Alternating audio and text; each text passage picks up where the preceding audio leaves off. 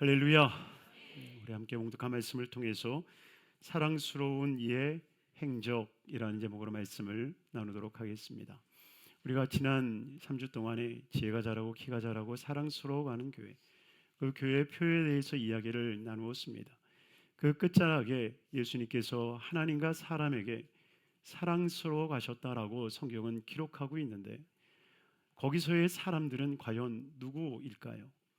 하나님과 사람들에게 사랑을 받았다라고 이야기를 하는데, 사랑스러워 가셨다라고 말씀하고 있는데, 그 사람들이 누구일까요? 어쩌면 예수님과 동시대에 살고 있었던 유대인일 수 있습니다.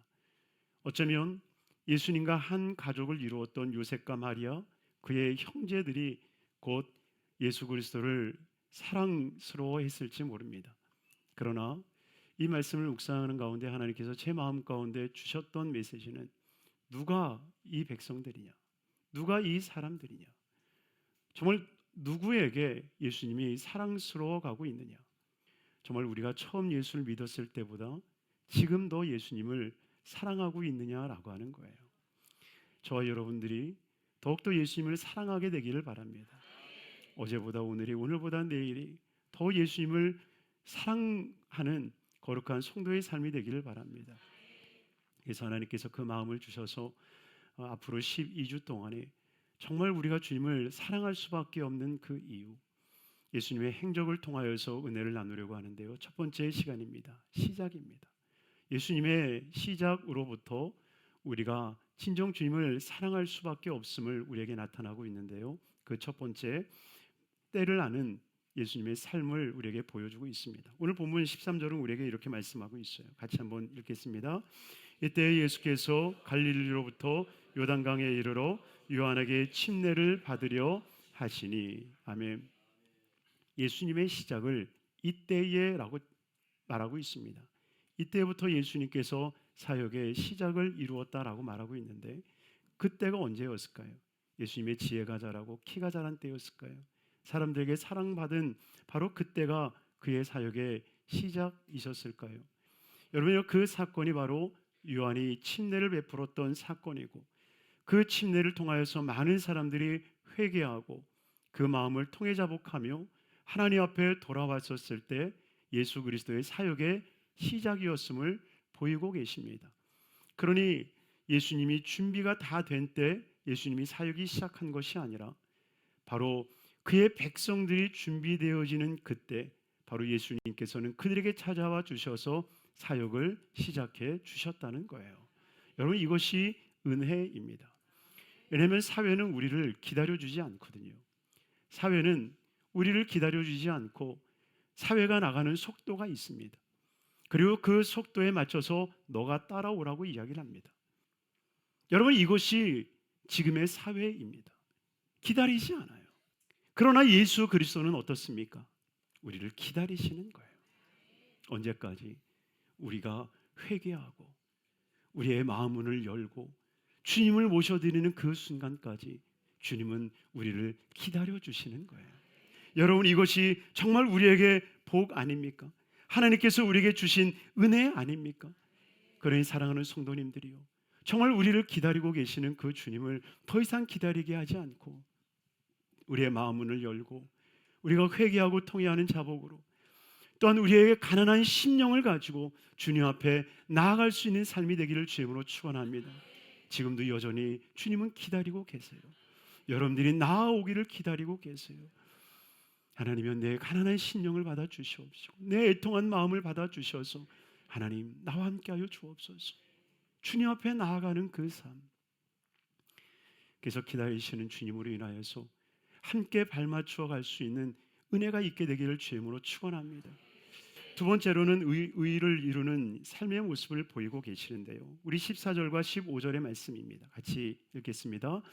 요한이 말려 이르되 내가 당신에게서 침례를 받아야 할 터인데 당신이 내게로 오시나이까? 예수께서 대답하여 이르시되 이제 허락하라. 우리가 이와 같이 하여 모든 의를 이루는 것이 합당하니라 하시니 이에 요한이 허락하는지라. 아멘. 지금 예수님께서 침례를 받으시러 요한에게 나아갑니다. 그때 요한이 뭐라고 이야기를 하나요? 어찌하여 당신이 내게 오시나이까? 내가 당신에게 침례를 받아야 할진데 어찌 내게 오십니까? 그랬을 때 예수님께서 하셨던 말씀이 우리가 이를 행함으로 말미암아 의를 이루는 것이 합당하다라고 말씀하십니다. 여러분이 예수님이 말씀하셨던 그 의가 무엇이었을까요? 예수님이 말씀하고 있는 이 의라고 하는 것이 무엇이겠습니까? 어쩌면 요한과 예수님의 질문과 답에서 우리가 엿볼 수 있는 것은 요한은 이야기를 합니다. 내가 당신에게 어찌하여 당신이 내게 오시나이까? 라고 이야기를 합니다. 여러분 이것은 뭐예요? 나와 당신은 다르다는 거죠. 이해가 되십니까? 나 같은 존재가 어떻게 당신 같은 존재에게 나누는 거죠. 나와 너를 나누는 거예요. 실상 침례 요한의 사역을 보면 나와 너를 나누고 의인과 죄인을 나누고 천국 백성과 멸망의 백성을 나누지 않습니까? 늘 나누는 역사를 한 것이 요한의 메시지였어요. 그렇기 때문에 요한은 오는 이들을 향해서 이 독사의 자식들아, 너희가 어찌하여 오는 그 화를 면하려 하느냐? 회개에 합당한 열매를 맺고 와라. 그러면서 늘 나누는 선포를 하지 않습니까? 그런데 예수님께서는 뭐라고 말씀하십니까? 우리가 이를 행함으로 말미암아 의를 이루는 것이 합당하다. 이것은 예수님이 요한과 자신을 나누지 않고 있다는 거예요. 요한과 나를 우리라고 하는 한 울타리 안으로 묶어두시는 거예요. 어쩌면 예수님도 침례를 받으러 나오실 때라고 하는 것은 이미 침례를 받기 위해서 줄을 서고 있는 그 많은 회중들 가운데서 예수님도 서 계셨음을 이야기하는 거예요. 정말 예수님은 죄가 없으셨던 분이시고 정말 예수 그리스도는 하나님의 거룩한 자녀 아니었습니까? 그러니 그분이 어찌 그 침례를 받을 수 있겠습니까? 받을 수 없죠. 그러니 어쩌면 그것을 알았던 요한도 내가 어떻게 당신에게 이 침례를 베풉니까? 내가 당신에게 침례를 받아야 되지 않습니까? 라고 이야기한 것입니다. 그러나 예수님이 말씀하세요. 우리가 이를 행함으로 말미암아 의를 이루는 것이 합당하다. 여러분 이것이 바로 예수님께서 이루시고자 하시는 의라는 거예요. 예수님과 나를 분리하지 않는 것. 예수님이 여러분들과 분리되지 않는 것. 그래서 주님께서는 이스라엘의 모든 죄를 끌어안고 이 죄가 내 죄다라고 침례를 받으시는 거예요. 마치 예수님이 십자가 달리셨을 때 모든 인류의 죄를 끌어안고 예수 그리스도께서 그 십자가의 형벌을 받으심으로 말미암아 모든 죄를 사하신 것 같이 예수님이 모든 죄를 끌어안고 정말 천국을 얻게 하기 위하여서 모든 죄를 끌어안고 예수님이 그 요단강에 들어가서 침례를 받으신 거예요. 그러니 분리되지 않은. 그래서 예수님이 우리에게 기도를 가르치실 때에도 우리의 죄를 사하여 달라고 기도하지 않습니까? 나의 죄를 사하여 주옵소서라고 주님이 기도를 가르치지 않으세요. 우리의 죄를 사하여 주시옵소서. 예수님에게 있어서의 죄의 개념은 너의 죄가 아니었다는 거예요. 우리의 죄. 그러기에 우리의 죄를 예수님은 끌어안고 침례를 받으심으로 너와 내가 하나가 됐다라고 하는 거예요. 너의 죄가 나의 죄고 너의 실패가 나의 실패고 너의 고난이 나의 고난이다. 주님이 그렇게 말씀을 하시면서 나의 행복이 너의 행복이 될 것이고 나의 의가 너의 의가 될 것이고 나의 기쁨이 너의 기쁨이 될 것이며 나의 능력이 너의 능력이 될 것이다. 여러분 바로 이것이 하나님께서 우리에게 주시는 거룩한 의의 메시지라는 거예요. 여러분이요 정말 우리에게 있어서 중요한 것은 나누는 것이 아니에요. 하나님의 의를 통해서 하나 되게 하신 그 복, 그 은혜를 누리시게 되기를 주임으로 축원합니다. 마지막 세 번째로 성령이 임하시는 삶을 우리에게 보여주시는데요. 우리 16절과 17절 말씀 함께 읽도록 하겠습니다. 예수께서 침례를 받으시고 곧 물에서 올라오실새 하늘이 열리고 하나님의 성령이 비둘기같이 내려 자기 위에 임하심을 보시더니 아멘. 여러분이요 예수 그리스도의 그 침례를 통해서 주님이 행하신 그 일 한 가지는 하늘 문을 여신 거예요. 할렐루야.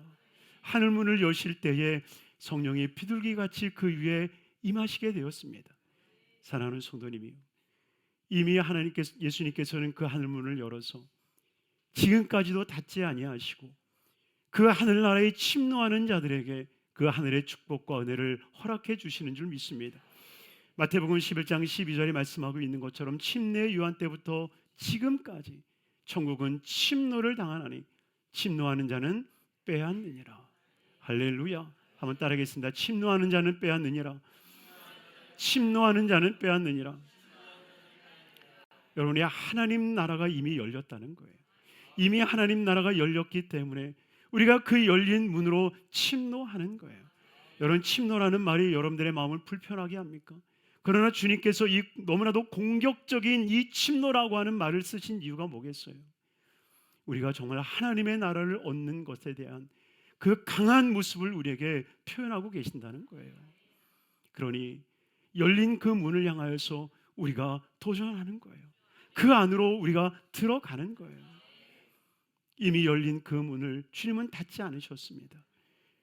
이 하늘문을 여시고 성령을 비둘기같이 내려주신 것은 예수님만을 위한 것이 아니에요. 바로 예수를 믿는 저와 여러분들을 향한 하나님의 은혜의 역사였던 것입니다. 하나님은 우리에게 존재의 의미를 가르쳐 주세요. 너가 누구냐? 너가 누구냐? 너가 누구냐? 너가 이 땅에서 무엇을 하는 존재이냐? 하늘문이 열린 곳에서 그 음성이 들리는 거예요. 이는 내 사랑하는 아들이요 내 기뻐하는 자라. 그것이 들려지는 순간 요동되어짐이 없는 거예요. 하나님이 나를 기뻐하신대. 하나님이 나를 인정하신대. 여러분, 이것이 있으면 우리는 흔들리지 않습니다. 세상 누가 나를 비웃는다 할지라도 하나님이 계시면 우리는 요동하지 않는 거예요. 그러니 저와 여러분들이 진정으로 예수로 인하여서 예수와 하나 되어지고 예수가 열어놓으신 그 천국 문으로 나아감으로 말미암아 주님께서 창세로부터 예비하신 그 놀라운 축복과 은혜를 받아 누리는 우리 복된 성도님들의 삶이 되시기를 주님의 이름으로 축원합니다. 축원합니다. 기도하겠습니다.